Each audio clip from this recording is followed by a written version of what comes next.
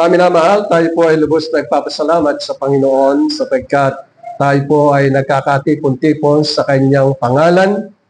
At tulad na sinabi ng Panginoon, 2 o 3 ay nakakatipon sa kanyang pangalan, siya ay nasa ating kalagitnaan. At bilang mga anak, alam po natin na ang ating Ama na nasa langit ay sumasa atin sa pamagitan ng kanyang banal na salita at gayon din sa pamagitan ng kanyang banal na espiritu.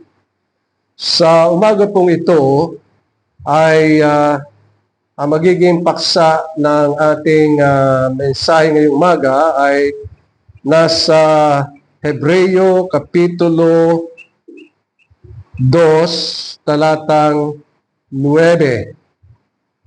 Ito po ang magiging teksto natin, bagamat ito ay nagsisimula sa talatang 6 hanggang talatang 13. Pero ang napakahalaga sa panahong ito ay yung makita natin si Jesus. Sapagkat itong araw ng linggong ito ay ang buong sanlibutan ay nakatutok sa tinatawag na Paskuhan o Christmas. Pero importante sa buhay ng isang mananampalataya na nakatutok siya hindi sa mga bagay ng sanlibutan, kundi nakatutok sa ating Panginoong Hesukristo. Sapagkat siya ang mensahe ayon sa kapanganakan na binabanggit ng marami pero hindi naunawaan ang kahulugan kung bakit ipinagkaloob ang Panginoong Hesukristo at siya ay ipinanganak dito sa lupa at para sa atin napakahalaga ang mga bagay nito. Nais ko pong basahin ang nasa Hebreo Kapitulo 2 na nagsisimula sa talatang 5 hanggang sa mga sumusunod na mga talata upang hindi lamang natin matunghayan ang pinakabuod ng kapitulo at ito ay yung makita natin si Jesus, kundi makita natin kung paano na ipinapaliwanag ni Pablo sa mga mananampalataya ang tungkol sa Panginoong Hesukristo.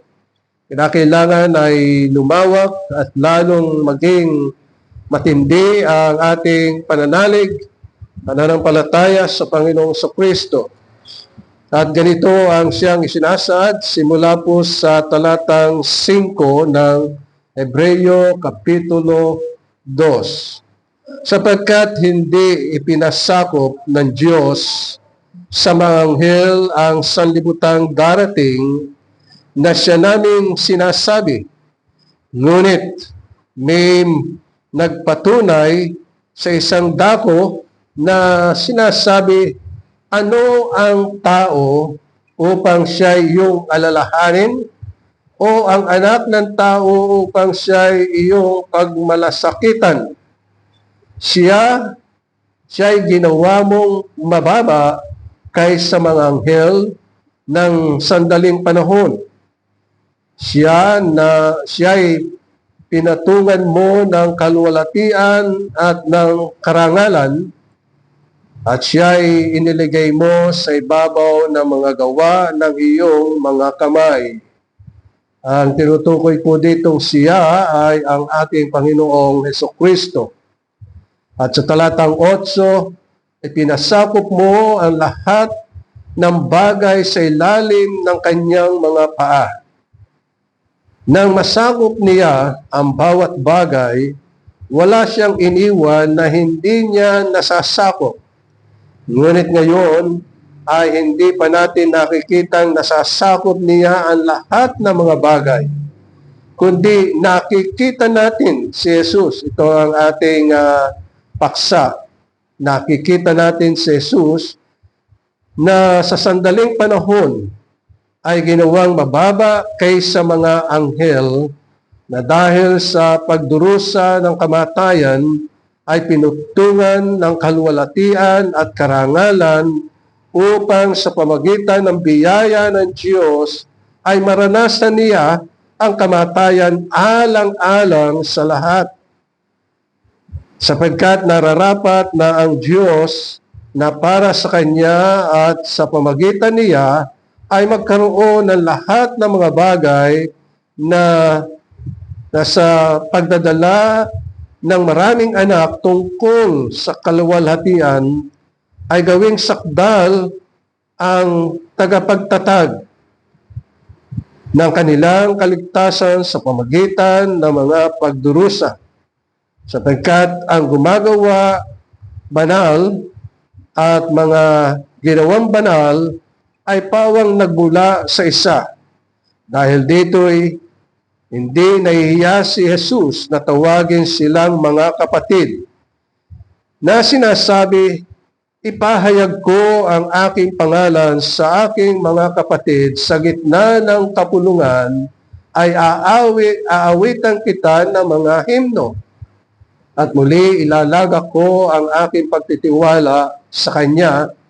At muli narito ako at ang mga anak na ibinigay mo sa akin ng Diyos, na ibinigay sa akin ng Diyos, kaya't yamang ang mga anak ay nakibahagi sa laman at dugo, at siya naman ay nakibahagi rin sa mga bagay na ito upang sa pamagitan ng kamatayan ay kanyang mapuksa ang may kapangyarihan sa kamatayan, sa makatwid ay ang dyablo. At mapalaya silang lahat dahil sa takot sa kamatayan sa buong buhay nila ay nasa ilalim ng pagkakaalipin, sapagkat maliwanag na hindi ang mga anghel ang kanyang tinutulungan, kundi ang kabilang sa binhi ni Abraham. Kaya't kailangan siya ay maging kagaya ng kanyang mga kapatid sa lahat ng mga bagay, upang siya ay maging isang maawain at tapat na pinakapunong pari sa mga bagay na nauukol sa Diyos, upang gumawa ng handog na pagtubos sa mga kasalanan ng mga tao. Palibhasa'y nagtiis siya sa pagkatukso, siya'y nakasaklolo sa mga tinutukso. Hanggang doon lamang po ang pagbasa natin sa banal na salita ng Panginoon. Mga minamahal, ilang araw na lamang ay ang pinaka-ending ng taon ay ang Kapaskuhan. At bagamat tinutukoy nila na ang Disyembre 25 ay kapanganakan ng ating Panginoong Jesucristo, gayunpaman ay hindi doon nakasentro ang kaisipan ng mga tao. Ginagamit lamang nila ang kapanganakan ng ating Panginoong Jesucristo, pero sa gawa ay ang kanilang kaisipan ay nakasentro sa Santa Claus. At maraming mga bagay na palamuti ang ginagawa ng maraming tao, lalo-lalo na pag tayo ay napunta sa mga magagarang tahanan at gayon din sa mga ilang mga malls o lahat ng mga malls na mga nakadisplay ang maraming mga bagay at doon nakasentro ang kaisipan, ang puso, ang pagkatao ng marami. Sapagkat doon ay makikita ang Santa Claus at makikita rin ang mga pagbibigayan ng mga kaloob na kung kaya nga itong panahon ito, ang mga tao ay abalang-abala kung ano ang mga regalo na kanilang ibibigay sa kanilang mga mahal sa buhay. At naroon din na sila'y nagpapatawaran at nagkakasundo o sila ay nakagawa ng kasalanan sa isa't isa. Ang higit na nakatuon ang mga paningin ng mga tao ay sa Christmas tree, na ito ay nililigyan nila ng iba't ibang ilaw, iba't ibang mga palamuti, may mga kumikislap na mga bola, at higit sa lahat ay merong bituin doon sa tuktok ng Christmas tree. Ang lahat ng mga icons na yun ay may kahulugan na katulad ng mga palamuti, na doon ay mga balls, ibig sabihin yung mga bola na iba't ibang mga kulay, na ibig sabihin ang mga taong ito ay sumasamba sa araw, yung araw na yun nasa itaas. Yun ang kanilang sinasamba, at yung mga palamuti. At gayon din yung bituin na naroon sa tuktok, yun ay simbolo sa kanila na liwanag, pero yun ay ang dyablo na siyang nandaraya sa lahat ng mga tao upang hindi nila makita ang Panginoong Hesukristo. At hindi lamang ang mga bagay na yun ang nagiging mahalaga, ay katulad ng Christmas tree. Tinuturo ng mga magulang ang tungkol sa Christmas tree at mga parol, at naroroon ang mga friendship. Pero kung titingnan natin at pag-aaralan ng kasaysayan, bakit nagkaroon ng Christmas tree? Ang dahilan doon ay sapagkat yung mga mag-asawa na walang anak ay sila'y dumadako sa isang puno, at doon sa punong yun ay naniniwala na sila na sa kanilang pagtatalik ay magkakaroon sila ng mga anak. O kaya nga ang mga bagay na yon ay ginawa nila, at hanggang sa ang buong sanlibutan ay makapagmasid at makaranas ng mga Christmas trees sa mga tahanan. Yan ang dahilan, mga minamahal, kung bakit tayo bilang mga Reformed, bilang mga anak ng Diyos, ay hindi nagse-celebrate ng mga palamuti sa tahanan, kahit na yung mga ilaw, sapagkat ang mga bagay na yun ay hindi talagang tama sa buhay ng isang mananampalataya. O kaya nga ang ating sentro ng ating mensahe ay yung makita natin ang Panginoong Hesukristo, sapagkat sa pamagitan ng mga ginagawang kapaskuhan ay natatakpan, nabanggit na kapanganakan ng ating Panginoong Hesukristo, pero hindi yun ang kanilang mga gawa. Tayo bilang mga mananampalataya ay kinakailangang makita natin kung bakit ibinigay ng Diyos ang kanyang buktong na anak sa bawat isa sa atin. Sapagkat malaki ang layunin ng Diyos kung bakit ipinanganak ang Panginoong Hesukristo, tulad na sinasabi sa Mateo Kapitulo 1, talatang 22. Sapagkat dito, ang sabi ng anghel ng Panginoon kay Jose na si Maria ay manganganak ng isang lalaki, at ang pangalang itatawag mo sa kanya ay Jesus, sapagkat ililigtas niya ang kanyang bayan sa kanilang mga kasalanan.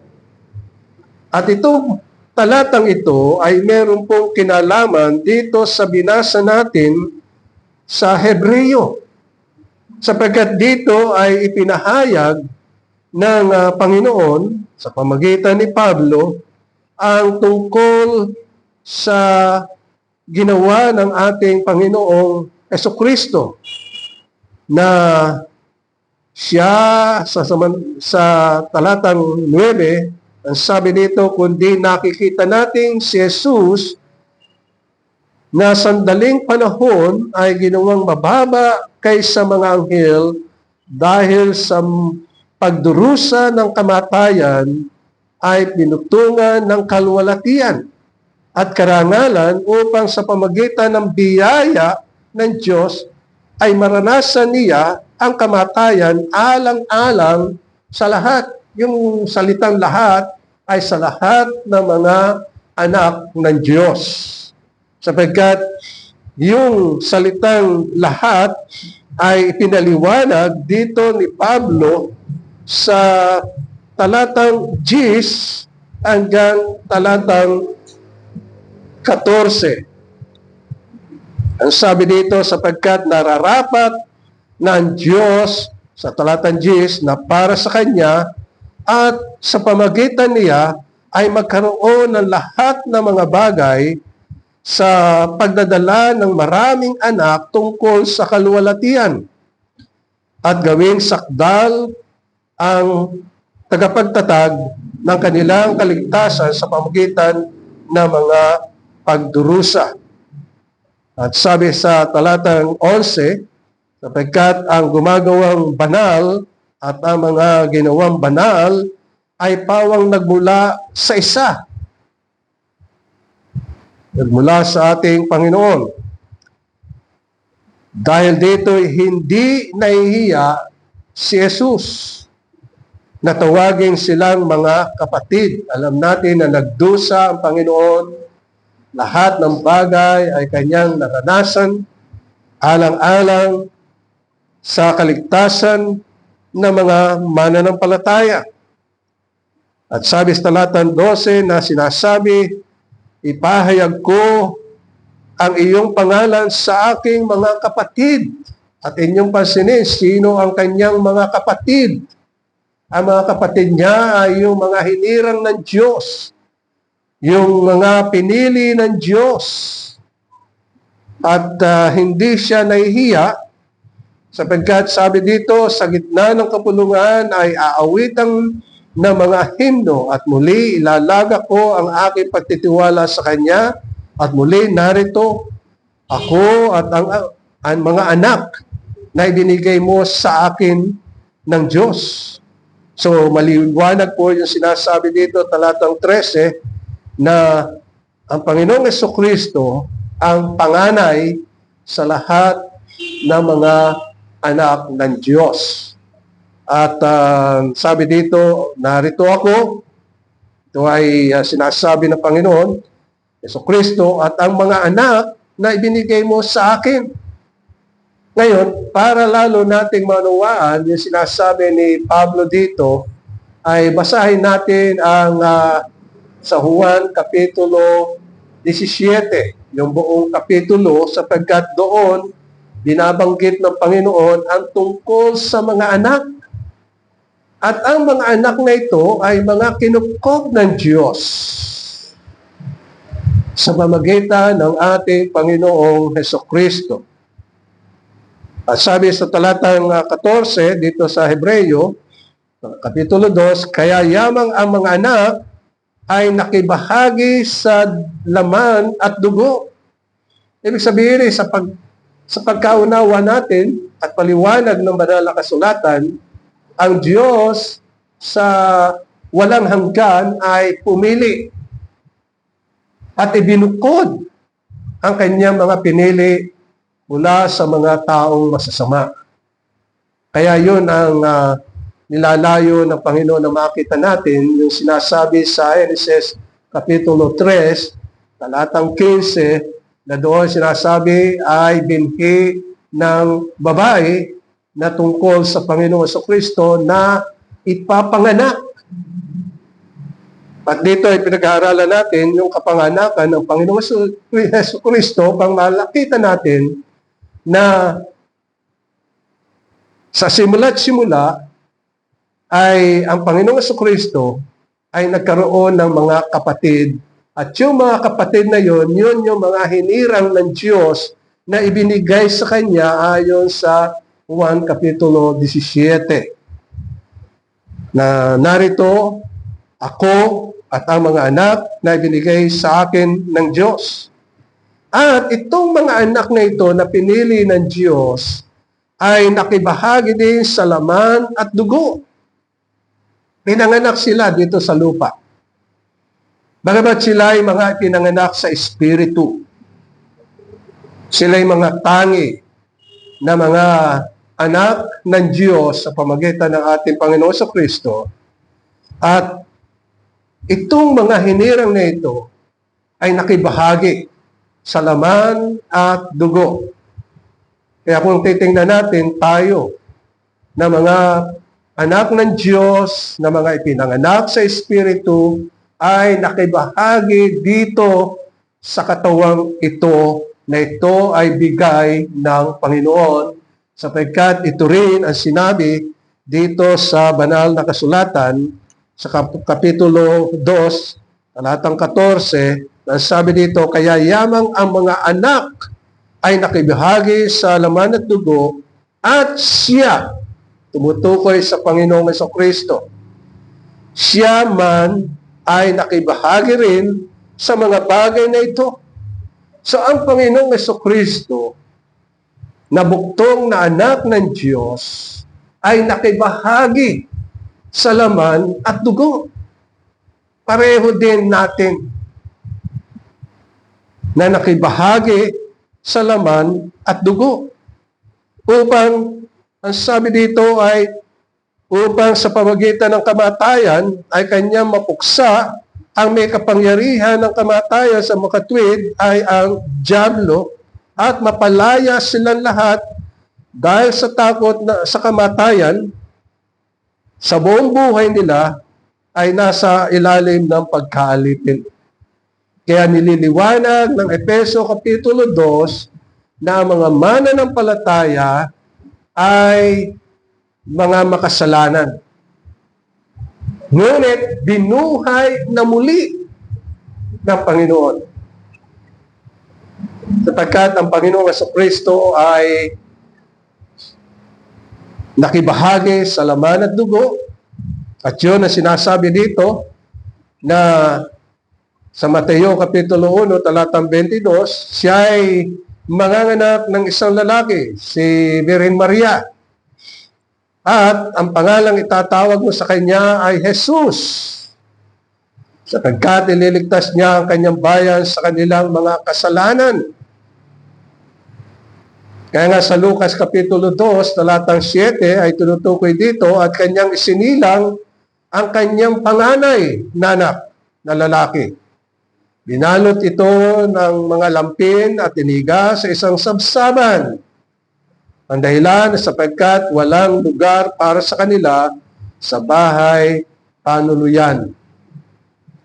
O kaya nga maliwanag yung tinutukoy ng Panginoon na biyaya ng Diyos na nahayag sa mga mananampalataya.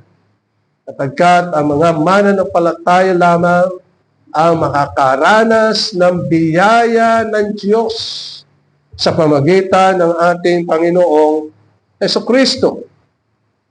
At ito ang siyang maliwanag na tinutukoy sa Apostles' Creed at saka yung Nicene Creed. At sinasabi sa Nicene Creed para lalo nating maintindihan ay sabi dito, at sa isang Panginoong Jesucristo ang tanging buktong ng Diyos, siya ay buktong ng Ama bago pa ang sanlibutan. Sabihin ay wala pa ang sanlibutan, wala pa ang kalawakan. Wala pang laman ng kalawakan, wala pa ang sanlibutan, wala pa ang araw at buwan, mga bituin, wala pa. Pero tinutukoy dito na ang Panginoon Jesucristo ang tanging buktong ng Diyos. Buktong ng Ama bago pa ang sanlibutan. Diyos ng Diyos, liwanag ng liwanag, tunay na Diyos.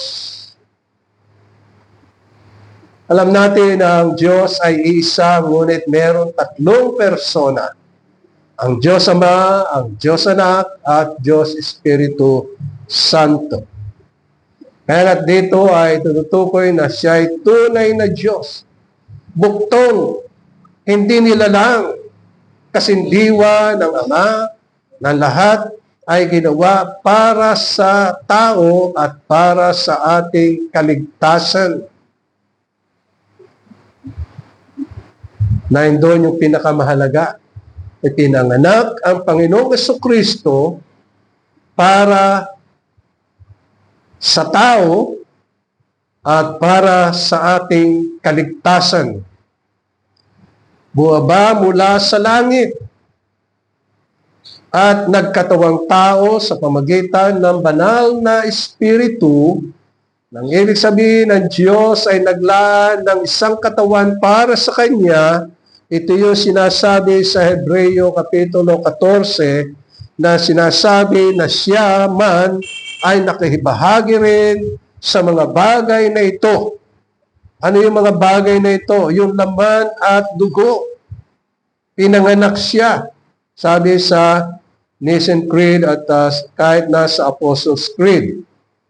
At bumaba mula sa langit at nagkatawang tao sa pamagitan ng banal na Espiritu sa paraan ni Birhen Maria. Pinanganak siya tulad na sinabi sa Mateo Kapitulo 1, talatang 21 at Lucas Kapitulo 2, talatang 7. At sa pamagitan ng banal na Espiritu at sa paraan ni Birhen Maria ay at naging tao.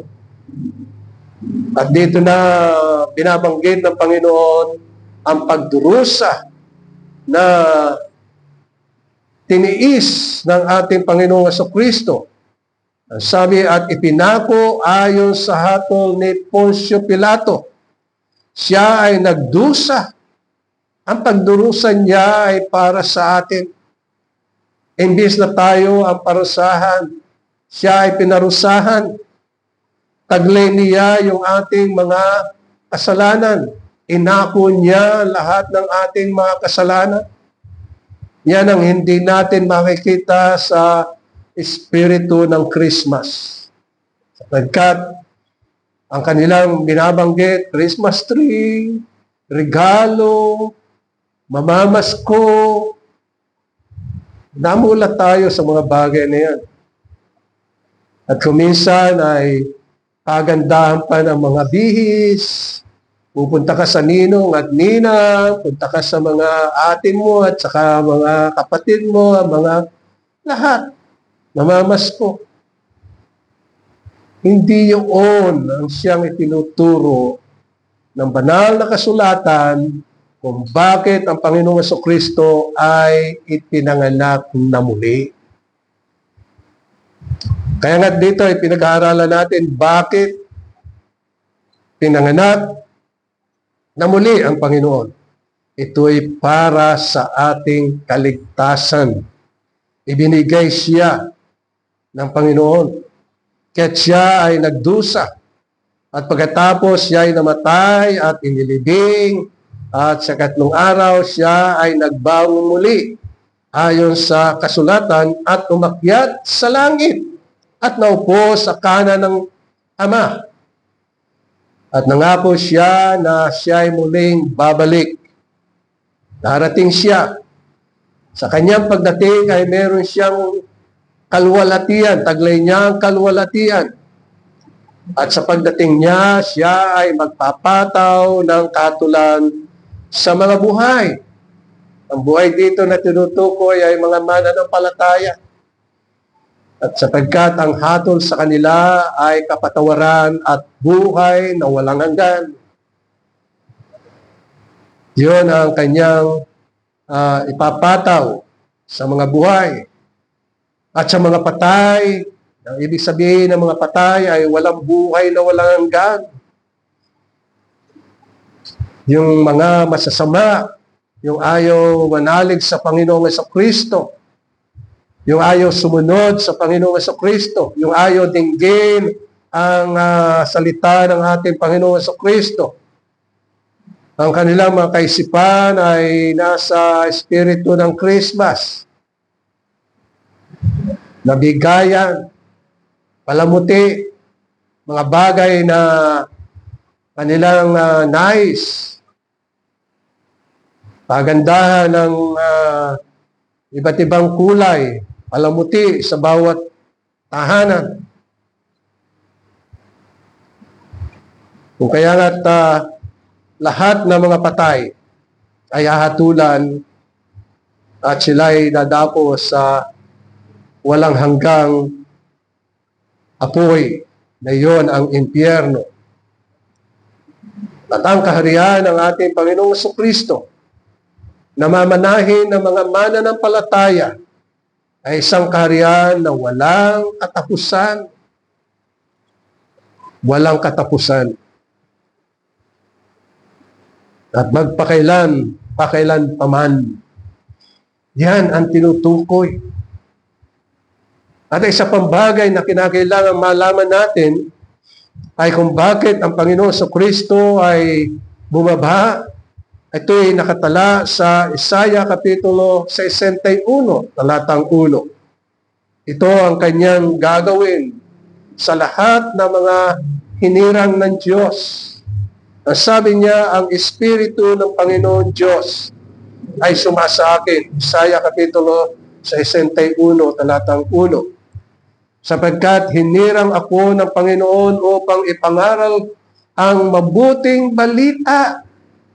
So ano ang mabuting balita? Ang mabuting balita, ang Panginoon Jesucristo ay pinanganak upang iligtas ang mga sumasampalataya sa Kanya at bigyan ng buhay na walang hanggan. Ipangaral ang mabuting balita sa inaapi, Kanyang sinugo upang magpagaling ng mga bagbag na puso, upang magpahayag ng kalayaan sa mga bihag at buksan ang bilanggo ng mga bilangguan. So, mga mananampalataya ay nabibilanggo ng kasalanan, nabibilanggo sa kadiliman, nabibilanggo sa kasamaan. Ngunit ang ginawa ng Panginoon Jesucristo sa Kanyang kamatayan, pinatawad ang ating mga kasalanan at tayo'y pinalaya mula sa kadiliman, mula sa kasalanan, mula sa kasamaan, mula sa pagsalansang ng Diyos. Kasama tayong namatay kay Kristo. Ngunit nang ang Panginoong Jesucristo ay ibangon ng Diyos mula sa mga patay, kasama tayong ibinangon ng Diyos.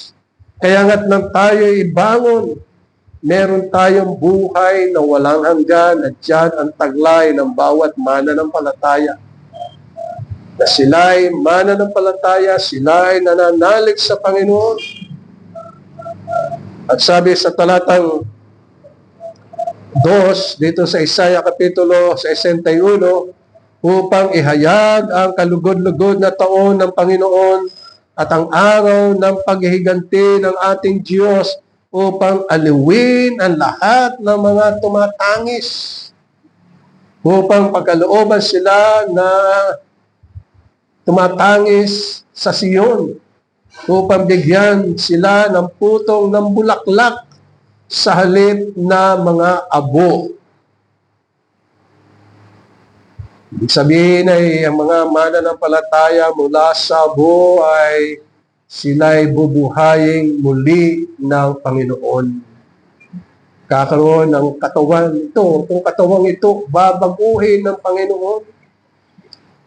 Sapagkat kailangan tayo'y kunin ng Panginoon. Iyon ang ipinangako niya dahil sa labis niyang kahabagan at pag-ibig niya sa atin. Tayo ay iniibig ng Diyos at hindi niya nais na tayo ay manatili sa kamatayan.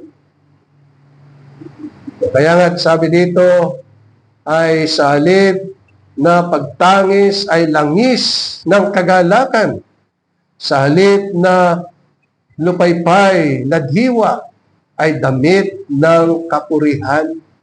Kaya makikita natin, mga minamahal, sa Revelation, ang mga mamanahin na mga mananampalataya. Sila'y pagkakalooban ng makinang na damit.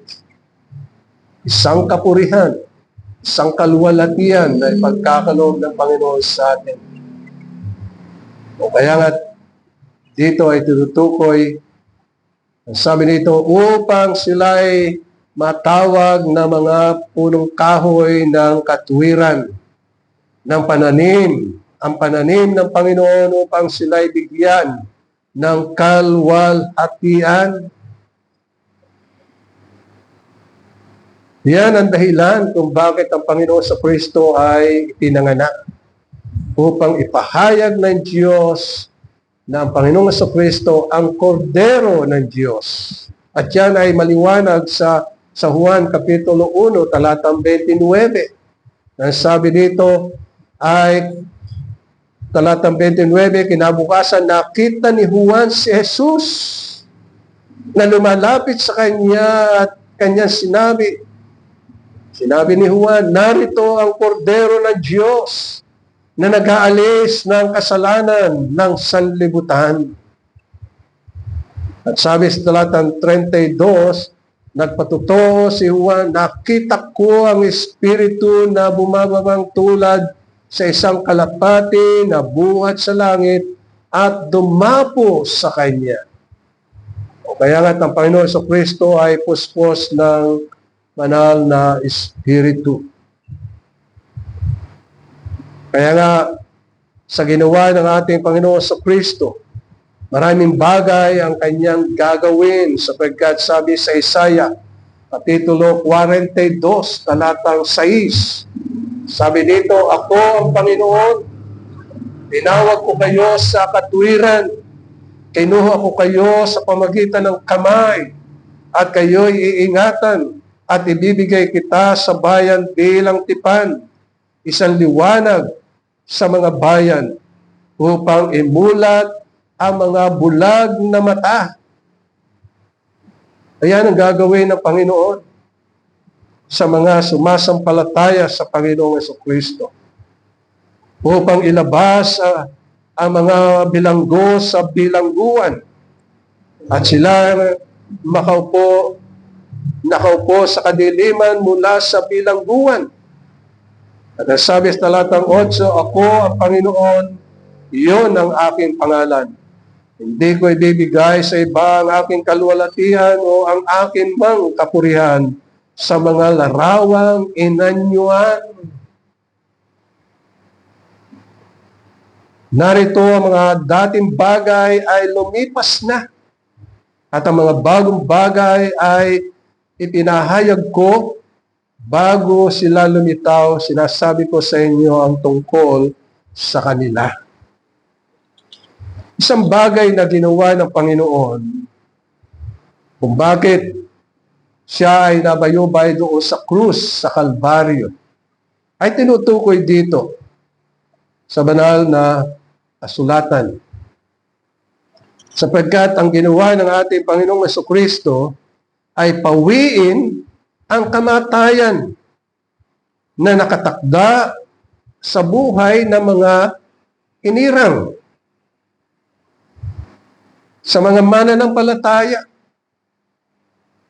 Kaya maliwanag yung sinabi ng Panginoon, sapagkat gayon na lamang ang pagsinta ng Diyos sa sanlibutan na kanyang ipinagkaloob, ibinigay ang kanyang buktong na anak, ang Panginoon Jesucristo, upang ang sino man sa kanya ay sumampalataya ay may buhay na walang hanggan. Yun ang pinakadiwa ng pagkakaloob ng ating Panginoong Jesucristo. Sapagkat ang Panginoong Jesucristo, siya ang kordero ng Diyos na naihandog doon sa krus sa Kalbaryo upang mamatay. At sa kanyang kamatayan ay dinala ang ating mga kapanlawan, dinala ang ating mga kasalanan. At hindi lamang yun upang magwakas na ang kautusan ng kasalanan o ng kamatayan para sa atin. Sapagkat maliwanag yung sinabi sa Kolosas, Kapitulo 2, talatang 13 hanggang 15. Nasabi dito, at kayo'y mga patay dahil sa inyong mga kasalanan at sa di pagtutuli ng inyong laman ay kanyang binuhay kayong kasama niya nang ipatawad niya sa inyo ang lahat ng mga kasalanan. Kaya napakaliwanag kung bakit ang Panginoon sa Kristo ay ibinigay upang tayo'y buhayin, ipatawad ang ating mga kasalanan. At sabi sa talatang 14, na pinawi ang sulat kamay laban sa atin. Ano yung sulat kamay na yun? Ang sinasabi dito ay ang nagkasala ay patawan ng kasalanan. Kaya sabi sa banal na kasulatan, ang lahat ay nagkasala at hindi nakaabot sa kaluwalhatian ng Diyos at ang kabayaran ng kamatayan ay ng kasalanan ay kamatayan. O kaya nga dito ay yung nakatakdang kamatayan para sa atin ay pinawi ng Diyos. Yung laban sa atin na nasa mga tuntuning salungat sa atin, ito'y kanyang inalis at ipinako doon sa krus sa Kalbaryo. Kaya ito ang makikita natin, mga minamahal. Layunin ng Diyos kung bakit ipinanganak ang Panginoong Jesucristo. Hindi sa mga bagay na mga nakikitang mga palamuti, hindi sa mga bagay ng Christmas tree, hindi sa mga bagay ng mga pagbibigay, kaloob, hindi ang mga bagay na yun, kundi talagang ipinagkakalob sa atin ang tunay na layunin bakit ang Panginoon sa Kristo ay ipinanganak. Pinagkaloob, ibinigay sa atin upang doon sa krus sa Kalbaryo, yung sulat kamay. Alam ba ninyo kung alin ang sulat kamay? Yung Ten Commandments, sinulat ng Diyos yun.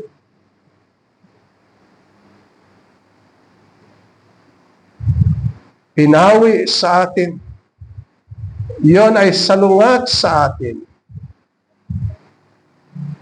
Sapagkat yun ang siyang sinasabi sa talatang 14, na pinawi ang sulat kamay laban sa atin na nasa mga tuntuning salungat sa atin, at ito'y kanyang inalis at ipinako sa krus. Sa mga mananampalataya ay wala na sa ilalim ng kautusan. Sila'y nasa ilalim ng biyaya ng Diyos. At ang biyaya ng Diyos ay napakayaman. Sapagkat sa pamagitan ng biyaya ng Diyos, tayo'y nangaligtas sa pamagitan ng ating Panginoon sa Kristo. Sapagkat ang biyaya ng Diyos ay ang Panginoong Jesucristo. At yung kapangyarihan ng dyablo ay inalis na. Ito ay yung nasa talatang 15. Nasabi nito, inalisan niya ng sandata ang mga pinuno, mga may kapangyarihan, at sila'y ginawa niyang hayag sa madla na nagtatagumpay sa kanila sa pamagitan nito. Wala nang kapangyarihan ang dyablo sa atin sapagkat tayo'y mga anak ng Diyos sa pamagitan ng Panginoong Jesucristo. Hindi na tayo alipin ng dyablo. Hindi na tayo alipin. Kundi tayo'y mga malayang mamamayan ng kaharian ng Diyos sapagkat tayo'y mga anak ng Diyos. Ito yung sinasabi ni Pablo sa ikalawang Korinto, Kapitulo 3, talatang 6, na bagong buhay ang siyang sumasa atin. Binago tayo ng Panginoon. At sabi sa 2 Corinthians chapter 3, verse 6, ang sabi nito, na ginawa kaming mga may kakayahan na maging mga lingkod ng bagong tipan, hindi ng titik kundi ng Espiritu, sapagkat ang titik ay pumapatay, subalit ang Espiritu ay nagbibigay buhay. Ibig sabihin yung kautusan, 10 Commandments, wala na tayo sa ilalim nun. Sapagkat yung titik na yun ay pumapatay. Yun ang itinako ng Panginoon sa Kristo doon sa krus sa Kalbaryo. At tayo ngayon ay nasa ilalim ng biyaya na dito ay tinutukoy na ang Espiritu Santo ay pinagkaloob sa atin. Ibinigay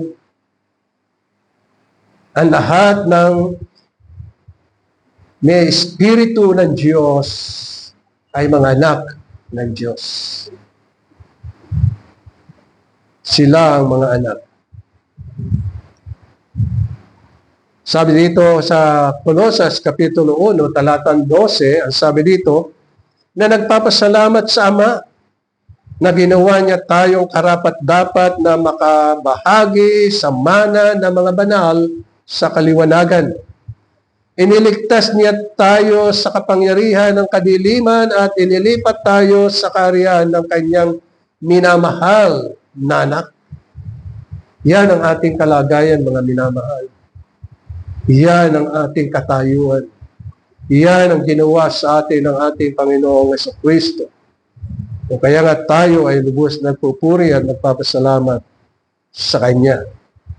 Tayo ay kasama na binuhay na maguli, sabi sa Efeso Kapitulo 2, talatang 6. Ang sabi dito, at tayo'y muling binuhay na kasama niya. Bakit? Sapagkat ang lahat ng tao dahil sa kasalanan sila ay patay. At kung patay, wala silang pagkaunawa sa buhay. Kaya yung mga nagdiriwang ng Christmas, ang turing natin doon ay mga patay. Sapagkat ang kanilang kaisipan ay naroon sa Christmas tree, mga palamuti, mga regalo, bagong damit, may pera, may karangyaan. So ano ang nawala? Na hindi nila nakikita ang kapanganakan ng ating Panginoong Jesucristo.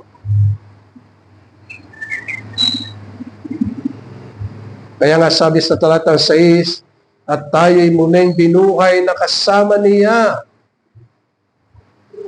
ng Panginoong Jesucristo. Ang Panginoong Jesucristo nang mamatay, siya ay ibinangon ng Diyos mula sa mga patay at ng kanyang ibangon ay, Panginoon ay tayo'y kasamang ibinangon. Naalala nyo yung sinabi sa Mateo?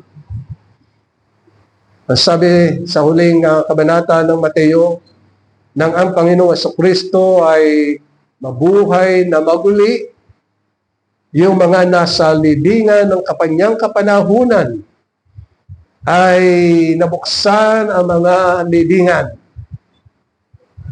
ng mga mananampalataya, hindi lahat ng tao, hindi mga mananampalataya.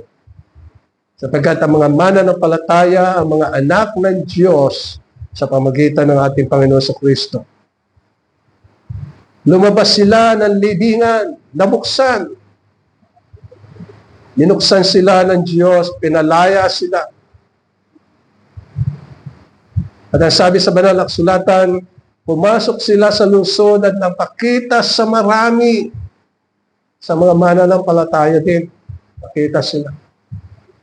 Yun ang sinasabi na mga mananampalataya ay kasama na binuhay Tayo ay kasamang binuhay sapagkat tayo ay pinanganak sa Espiritu at wala ng kamatayan tayo. Pinalaya na tayo ng Panginoon. Meron na tayong buhay na walang hanggan. Ang buhay natin ay na kay Kristo. At ang sabi sa Colosas Kapitulo 3, talatang 4, kapag si Kristo ang inyong buhay ay nahayag, ay mahayag nga rin kayo na kasama niya sa kalwalatian. Kasama tayo ng Panginoon.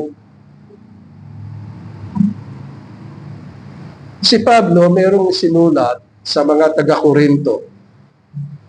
At ito ay nasa 2 Corinthians chapter 3 verse 17 at saka 18. Na sabi dito, ngayon ang Panginoon ay siyang Espiritu. At kung saan naroon ang Espiritu ng Panginoon, mayroong kalayahan. Sa mga mananampalataya ay pinagkalooban ng banal na Espiritu. Siya ang tumatahan sa atin, nananatili sa atin, at sa atin magpakailanman. Ibig sabihin kahit nasa kalungkutan, naroon, kasama natin ang banal na Espiritu. Sa karamdaman, kasama natin ang banal na Espiritu. Sa kamatayan, kasama natin ang Panginoon sa Kristo, ang banal na Espiritu. At yun ang sinasabi.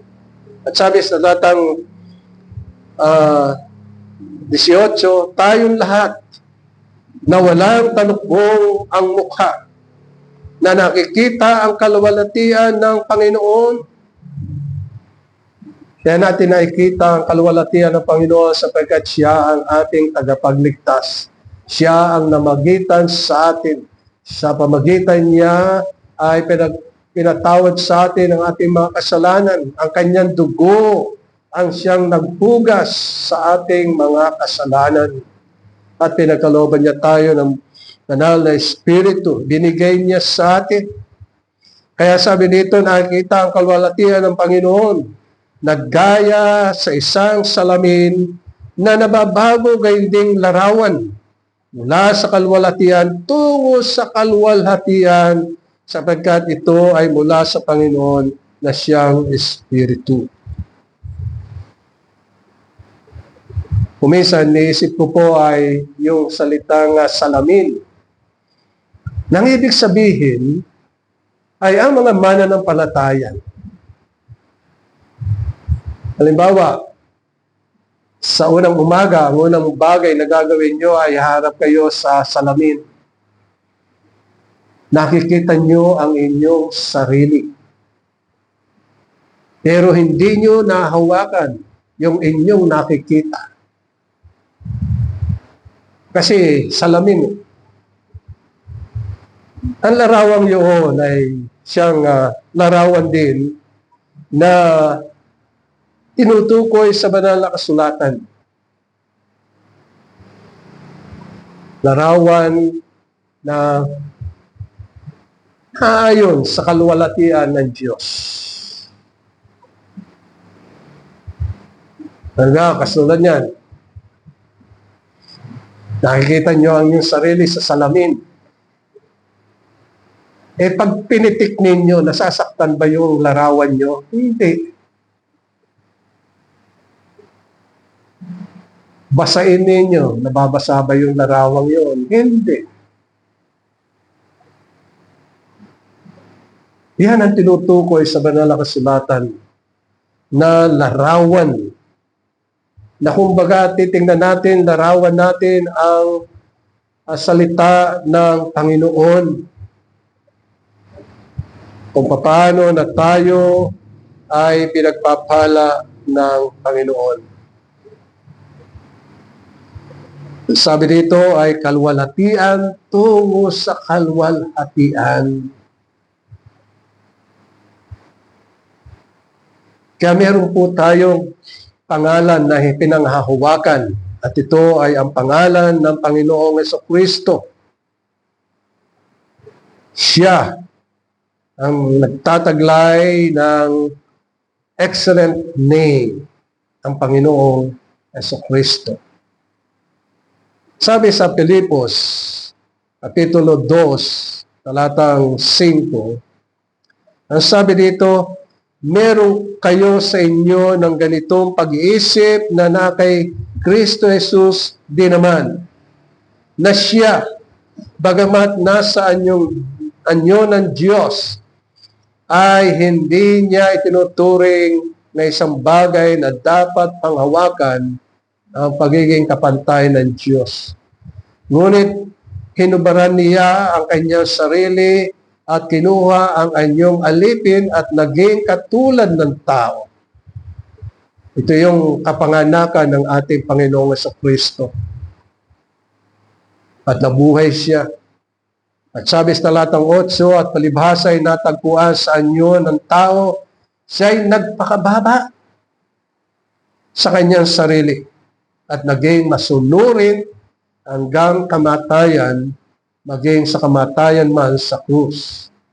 Kaya naman siya ay itinaas ng Diyos at siya ay binigyan ng pangalang higit sa lahat ng pangalan, upang sa pangalan ni Jesus ay lumuhod ang bawat tuhod sa langit at sa lupa at sa ilalim ng lupa, at ipahayag ng bawat dila na si Jesucristo ay Panginoon sa ikakaluwalhati ng Ama. Iyan ang itinuturo sa atin tungkol sa kapanganakan ng ating Panginoong Jesucristo, na siya ang umako ng lahat ng ating mga kapalawan at kasalanan.